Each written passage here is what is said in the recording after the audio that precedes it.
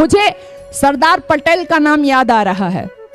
सरदार पटेल जिस समय इस देश के गृह मंत्री थे, उस समय की मैं बात कर रही हूं, तो उनके एक मित्र थे आदरणीय महावीर जी त्यागी, जो उस समय सांसद हुआ करते थे।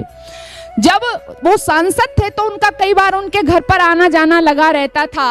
एक दिन महावीर जी त्यागी पटेल जी के घर पर गए तो क्या देखते हैं कि पटेल जी की एक बेटी थी जिसका नाम था मणिबेन।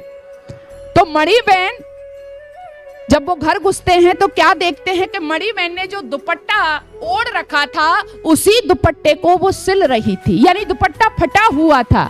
जब महावीर जी त्यागी पहुंचे, उन्होंने देखा कि मणिबेन एक फटे हुए दुपट्टे को सिल रही है और जो उसने ऊपर से और ओढ़ रखा है वो दूसरी जगह से भी फटा हुआ था। तो विनोदी स्वभाव के थे, हंस दिए और हंस करके कहा कि मणिबेन, तुझे देख करके कौन कहेगा कि तू भारत के गृह मंत्री की बेटी है। उस समय गृह मंत्री थे पटेल जी। बोले तुझे देख करके कौन कहेगा कि तू भारत के गृह मंत्री की बेटी है। यदि रोड पर बैठ जाए तो लोग भिखारन समझ करके तेरे कटोरे में भीख डाल के चले जाएंगे। ओह माताओं, जब ये कहा त्यागी जी ने, मैं कहा ना कि सुख सुविधाएं दीजिए लेकिन संस्कार निजता में बच्चों को रहना सिखाइए।